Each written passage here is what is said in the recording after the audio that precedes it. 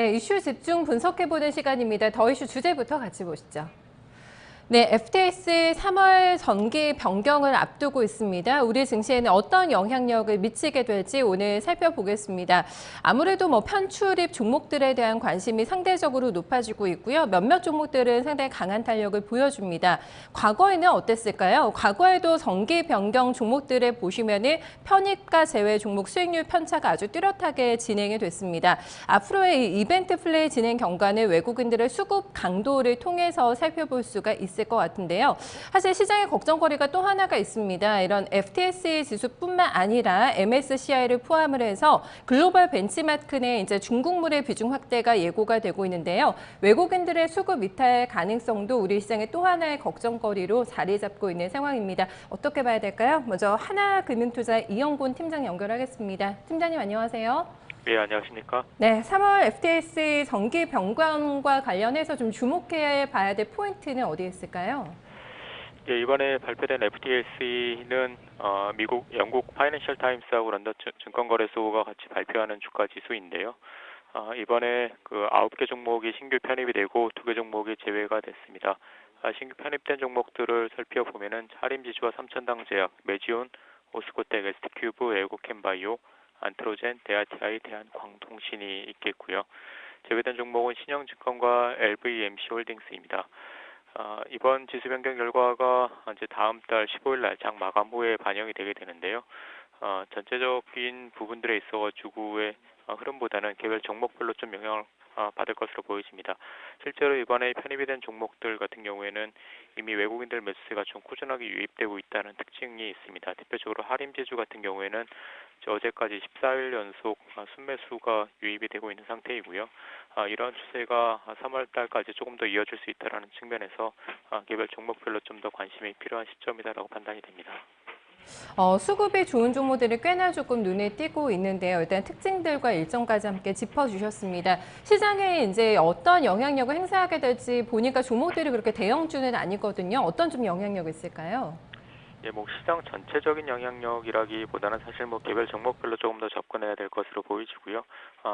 전체적인 시장에 대한 비중보다는 편입 편출 종목 중심으로 접근하면 될 것 같습니다. 일단 편입되는 종목군들은 편입이 실제로 진행이 되는 3월 15일까지 조금 더 수급적으로 양호한 흐름이 전개될 것으로 보여지는데요. 과거에도 편입이 결정된 이후에 실제 편입되는 과정까지 주가가 BM보다 상대적으로 더 아웃퍼폼하는 모습들이 나타났었고요. 편출되는 종목군들은 오히려 좀 주가가 하락하는 경우가 발생을 했기 때문에 이런 종목별로 롱숏 전략도 가능할 것으로 보여지고 있고 편입이 기준이 되는 시점까지 외국인 수급도 조금 더 좋아질 수 있다는 측면에서 관심이 필요할 것으로 보입니다. 결국 외국인들 수급 강도를 조금 더 지켜봐야 되겠지만 최근 유입되고 있는 외국인 매수세가 편입이 실제로 진행이 되는 3월 15일까지 조금 더 이어질 가능성이 높다라고 그렇게 판단이 됩니다. 네, 말씀 잘 들었습니다. 네, 감사합니다. 네, 매수와 매도 타이밍을 정확하게 좀 짚어내는 게 관전 포인트라 관건이다라고 얘기를 조금 해주고 있고요. 메지온 같은 종목들은 신고가 지금 내고 있습니다. 허준식 해설위원과 함께요. 조금 더 자세하게 들어가 보겠습니다. 어서 오세요. 네, 안녕하십니까. 네, 먼저 FTS가 어떤 지수인 건지 먼저 요거 좀 설명을 좀 해주세요. 예, 삼성증권 보고서에 따르면 글로벌 지수에는 이제 대표적으로 MSCI랑 FTSE가 있습니다. 이 중에 이제 MSCI는 주식, 채권, 그다음에 헤지펀드, 그다음에 주식 포트폴리오 분석 툴을 제공하는 미국 기반 데이터 제공 업체에서 나오는 지수고요. 23개 선진 국가 그리고 24개에 달하는 개도국 증시에 대해서 이제 주가 수익률을 다 포착해서 공개하고 있고요. 네. 올 컨트리 월드 인덱스 ACWI 기준으로는 3조 7천억 달러가 우리나라 돈으로 치면 한 4천조 넘어가는 돈이겠네요. 네. 4천조 이상이 이 지수를 벤치마크로 삼고 있습니다. 벤치마크는 어떤 운용 성과, 투자 성과를 평가할 때의 기준이 되는 지표다 이렇게 보시면 되겠죠. 그러니까 누구보다 잘했냐 할 때 어떤 기준선이 필요한데 그 벤치마크가 이 MSCI라는 지수의 성과다라고 보시면 되겠습니다. 그리고 FTSE는 이제 런던 스톡 익스체인지 그룹이 소유하고 있는 영국 데이터 제공사인데요. 네. 다양한 자산군에 대해서 다 역시 벤치마크를 제공하고 있죠. 그러니까 어떤 성과를 측정할 수 있는 기준선이 되는 지수를 제공하고 있는데 대략 전체 자산군 기준으로는 15조 달러 자금이 벤치마크로 삼고 있고요. 그러니까 주식 포함해서 여러 가지 자산이 다 들어가 있는 금액인 것 같아요. 그리고 우리는 이제 여기 이제 보시면 디벨롭드라고 그래서 개도국에 들어가 있는데 한국은 DM에 들어가 있고요. 그 비중은 한 1.9% 정도 된다고 합니다. 작년 초 기준으로 봤을 때. 그리고 한국 관련된 이 FTSA 추종 펀드 자금 규모는 한 5천억 달러, 그러니까 하나 기준으로 한 5, 600조 정도 되는 돈이 관련된 자금들로 들어가 있고요. 그리고 반기 리뷰는 매해 3월과 9월에 하고요. 분기 리뷰는 이제 6월과 12월에 진행이 되게 됩니다. 네.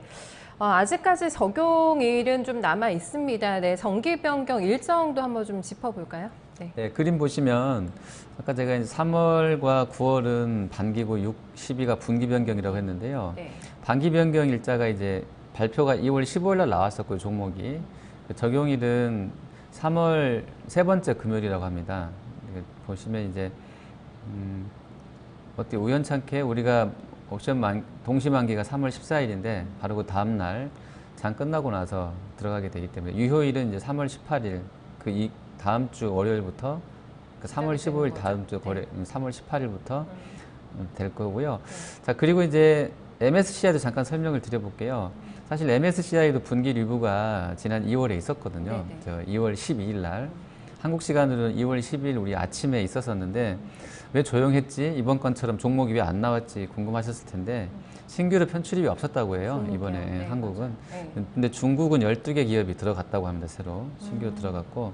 다만 삼성전자랑 전자우선주 비중 변경이 좀 있었는데요. 그림 보시면 삼성전자가 이머징 마켓 내에서 비중이 0.051%포인트 줄었고요. 우선주도 0.025%포인트 줄었습니다. 그래서 다른 때보다 비중 축소가 좀 있었다. 2월 변경 결과는. 근데 자사주 소각 때문에 그런 건가요? 예, 맞습니다. 작년에 있었던 7% 소각 이슈를 이번에 반영하게 되면서 EM 내에서 전자 비중이 줄었다. 그리고 실제로 지수로 반영되는 거는 이번 달 말 2월 28일 장 끝나고 난 이후다 이렇게 보시면 됩니다. 네. MSCI 2월 당시에서는 국내에서는 종목이 아예 편출입이 없었네요. 네, 그것도 좀 체크를 해주셨고 이번에는 9개 종목이 들어갈 것 같은데 그 리스트를 조금 보죠. 어떤 종목들이 빠지고 들어가고 합니까? 네, 먼저 들어오는 쪽은 하림지주하고요. 그다음에 삼천당 제약, 그다음에 메지온, 오스코텍, SD큐브, 레고캠바이오, 안트로젠, 바이오가 6종목이나 6종목 들어가 있고요. 제약바이오가 그리고 철도주 대아TI, 그다음에 파이브제 대한광통신 들어옵니다. 편출 종목이 신영증권 빠지고요. LVMC 홀딩스 제외됩니다. 그리고 수급을 삼성증권에서 이제 예측을 해놨는데요. 추종 자금을 아까 제가 이제 5천억 달러라고 했는데 조금 차이 냈나 봐요. 근데 대략 5천억 달러 적용했을 때에 이론상으로 얼마나 들어올 거냐 보면 하림지주가 72억 정도, 삼천당이 132억, 메지온이 139억, 오스코텍이 138억, 그다음에 레고캠이 107억, 안트로젠 100억, 대아TI 120억 뭐 이런 순서대로 들어올 거고요. 실제로 뭐 적용일 당일날 순매수는 좀 확인은 해야 될 것 같은데요. 어쨌든 이런 기대감들이 형성되게 되다 보니까 주가는 좀 오름세다 이렇게 볼 수 있겠습니다. 네, 뭐 하림지주를 비롯해서 몇몇 종목들 꾸준하게 그 편입이 된다라는 이슈 이후에 상승세가 전개가 되는데 과거에는 또 종목들이 어떤 반응이었을까가 궁금합니다. 어땠나요? 예, 너무나도 당연하게도 다 수익률이 좋았는데요. 편입 발표일, 그러니까 이번 3월 변경으로 그러니까 리뷰로 치면 2월 15일 날 사서 3월 15일 날 그때 종가 마감에 정리를 하면 금요일날 대체로 다 수익이 났던 걸로 나와 있는데요. 그 2017년 9월 반기에 1.8% 똑같이 적용을 했을 때 1.8% 그리고 그때 마지막 4분기에는 좀 안 좋았었나 봐요. 12월 분기 때는 안 좋았었고 그리고 작년으로 치면 3월에 12.9%, 그다음에 6월 분기에 13.8%, 그다음에 9월에 4.5% 이렇게 좀 잘 나왔었던 상황입니다. 그리고 이제 2018년 3월 달에 봤을 때 종목별로 좀 보시면 당시에 그러니까 똑같은 정보입니다. 적용일 날 그 팔고 발표일 날 샀을 때 그 수익률을 좀 비교해 놓은 건데요. 펄어비스 빼고는 대체로 다 편입 종목들은 좋았던 것 같은데요. 물론 이제 네이처셀처럼 특별한 경우도 있습니다만 네이처셀은 당시에 2018년 3월 변경 당시에 86%나 급등이 나왔었고요. SK 코롱 PI가 18.7%, 그리고 텔콘과 LNF와 에코프로도 20% 이상의 강세, GTD BNT도 좋았었고, 덴티움도 한 9% 올랐었고요. 비덴트, 뭐 이녹스 첨단소 대체로 좀 좋았던 흐름이고요. 편출됐던 종목군에서는 뭐 서현이나 뭐 APS 홀딩스 같은 경우는 좀 낙폭이 있었다 이렇게 보시면 좋을 것 같고, 작년 6월 정기 변경 때도 카페24랑 스튜디오 드래곤이 FTS에 들어왔었는데요. 그 당시에도 보면 6월달 변경인데 7월까지도 흐름이 잘 나왔었고요. 그 다음에 작년 9월달 종목별로 보시면 아까 수익률은 체크해드렸지만 역시 나쁘지 않았었는데, 종목별로 봤을 때는 뭐 애경산업, FNF, S모, 상상인, 그 다음에 삼화콘덴서, 뭐 JYP, 그 다음에 HLB 생명과학, 대우조선해양, 필룩스, 신세계인터 이렇게 들어왔었는데요. 대체로 작년 8월 31일 이후의 흐름을 보면 대체로 좋았었고요. 특히나 이제 대우조선해양하고 필룩스하고 신세계인터내셔널이 아주 강한 흐름이었다. 근데 다만 작년 9월, 10월 장세, 특히 10월 장세가 그리 편한 장세는 아니었기 때문에 그 한 달 이후까지 흐름은 좀 별로였었는데, 단기로 봐서는 신세계인터, 필룩스, 대우조선해양, 그리고 나머지 종목도 아주 뭐 썩 나빴던 분위기는 아니었던 거고요. 그리고 작년 12월에도 역시 신규 편입이 없었다고 합니다. FTSE도. 그리고 나서 이제 아까 점검해드렸던 그 9종목 새로 들어온 올해 3월달 편입이 지금 발표가 된 겁니다. 시장의 투자 심리가 크게 훼손되지 않거나 그 종목별로 개별 악재만 없으면 웬만하면 좀 상승세가 나왔던 걸로, 과거 성과는 좋았던 걸로 좀 볼 수가 있겠습니다. 중요한 거는 사실 뭐 FTS하고 MSCI를 같이 설명해 주셨는데, 이 벤치마크 내에서 중국물 비중이 많이 높아질 것 같아요. 뭐 당장 이달 말도 좀 예고가 돼 있는데 이로 인한 좀 걱정이 많습니다. 지금 시장에서.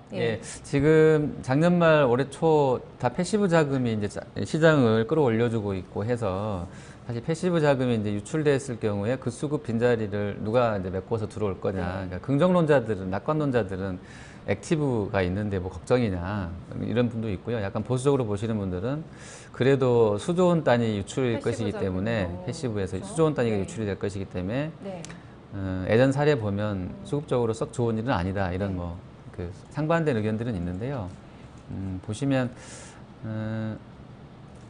A주 확대 관련해서는 아직 발표는 안 났어요. 근데 결과는 아마 2월 말에, 그러니까 이번 달 말에 MSCI도 중국 A주 관련해서도 나올 것 같은데요.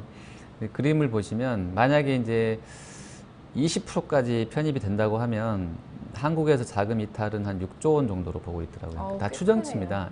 추정치예요. 그리고 이제 결과적으로는 100% 된다고 보는데요. 앞으로 한 7년 정도 안에, 한 6, 7년 안에 100%까지 될 건데, 그러면 총합으로 보면 한 30조까지는 빠져나간다라고 보는 거죠. 물론 근데 이제 다른 조건이 동일하다고, 그러니까 고정돼 있다고 할 때, 불변이라고 가정할 때니까, 이건 또 플로우라는 것이 뭐 더 들어올 수도 있는 거라서요. 30조 유출이어도 더 많은 돈이 들어와서 액티브로 사주면 되는 거니까, 그건 좀 이제 다시 생각해볼 문제인데요. 어쨌든 고정돼 있다고 했을 경우에 이런 그 부정적 영향이 예상되고요. 그리고 또 하나 보는 게, 지금 외국인이 작년에 5% 할 때 6조 매도였기 때문에 이번에 5가 20%로 됐을 때 훨씬 더 많은 양이 나올 수도 있다는 약간 비관적인 견해도 있어요. 다 추산치이기 때문에 정확하게 6조일지 아니면 뭐 두 자릿수로 10조가 넘어갈지 는 저희가 알 수는 없죠. 근데 어쨌든 그런 수급적인 타격을 예상하는 쪽도 있고요. 그리고 아마 사우디 관련된 부분들도 2월 말경에 아마 나올 거라고 그러는데요. 사우디도 맞아요. 보시면 사우디도 편입됐을 경우에 편입 후에 비중을 한 15%까지 봤을 때, 편입 비중이 15% 정도 봤을 때에 금액 전체로 보면 한 6조 원. 이것도 사실은 근데 조금 4조, 6조 이렇게 밴드가 있더라고요. 더 크게 보는 쪽은 뭐 두 자릿수도 보거든요. 조 단위로 봤을 때. 그래서 어쨌든 사우디 편입도 금액이 딱 얼마다라고 확정하기는 어려운데, 대체로 수조 원대, 그리고 뭐 세게 보는 쪽은 뭐 10조 원 넘어간다는 쪽도 있기 때문에요. 이 두 개 합쳐서 보면 5월달, 8월달 이 두 번에 아마 나눠서 할 것 같은데요. 어쨌든 수급적으로는 여름 지나갈 때까지는 대형사들한테는 패시브 수급에서는 좀 불리하다. 다만 이제 한켠의 견해처럼 이제 액티브 수급이 상쇄해 주냐, 요거는 좀 이제 지켜봐야 될 문제인데 어쨌든 네. 좀 빠져나갈 수는 있어 보입니다. 확정될 경우에. 예. 쓰나미는 조금 안 왔으면 좋겠는데, 네, 우려는 일단 가져가면서 네, 좀 지켜봐야 될 것 같습니다. 전략으로 이제 넘어가서 살펴보겠습니다. 몇몇 종목들 저희 언급 이제 편출입을 해주셨는데 네네네. 개별 종목군들의 어떤 메리트도 이제 따져봐야 되지 않습니까? 네, 네. 전략 어떻게 나오고 있을까요? 네, 그 하나금융투자에서는 이번 변경 관련해서 좀 단순하고 명쾌합니다. 뭐 직관적으로 바로 이해되는데요. 아까 그 9종목 중에 기관 외국인이 많이 안 사놨던 종목들 네, 네. 다시 빈 곡간을 채워 넣어야 되기 때문에 분명히 살 거다 이거예요. 그쪽으로. 네, 그래서 네. 단순 명쾌한데 오히려 이런 전략들이 잘 먹히더라고요. 그래서 뭐 그런 종목들 관련해서 보시면 그러니까 외국인하고 기관 수급이 안 좋았던 종목군 중에서는 이제 하림지주, 그다음에 삼천당 제약도 안 좋았었기 때문에 오히려 이제 채워 넣어야 된다는 거고요, 일부. 그리고 메지온, 그다음에 ST큐브, 그다음에 레고캠 바이오도 얘기하고요. 그다음에 5G 관련해서 대한광송신도 이야기하고 있습니다. 그리고 이제 저는 개인적으로는 사실 이제 테마성 종목군도 좀 포함해서 봤으면 좋겠어서, 물론 이제 바이오 쪽에서는 메지온이라든지 네. 또 이런 이슈 나올 때마다 강했었던 안트로젠도 관심 중이고요. 그리고 오스코텍도 뭐 이완양행하고 잘 되고 있기 때문에 네네. 예, 순항할 것 같아서 좋고요. 나쁘지 않다 생각하고요. 메지오는 뭐 폰탄 치료제 관련된 임상건 금방이라도 수출할 것 같은 뭐 기대감이 형성돼 있어 신고가 랠리인데 계속 좀 보시면 좋을 것 같고요. 그리고 경협 테마주로 들어있는 데아티아이도 사실 경협 내에서는 뭐 아난티격까지는 아니지만 네. 그래도 어떤 좀 끼가 있는 쪽에서 1등주를 찾아본다 그러면 데아티아이도 빼놓으면 서운하거든요. 손도 예, 섭섭하죠. 없잖아요. 그래서 네. 데아티아이도 저는 좀 이번에 이제 그 FTS에 들어가는 것 중에서는 네. 좀 관심주, 이쪽은 근데 경협 테마 주도주로서의 관심까지 겹쳐질 것이기 때문에 네, 네. 좀 같이 함께 보시면 좋을 것 같습니다. 네, 많이 올라와 있는 쪽도 있고 이렇게 모멘텀이 또 강한 쪽도 있어서 네, 분명히 투자 힌트는 될 만한 종목들이지 않을까 좀 네네. 생각이 되네요. 말씀 네. 잘 네, 들었습니다. 감사합니다.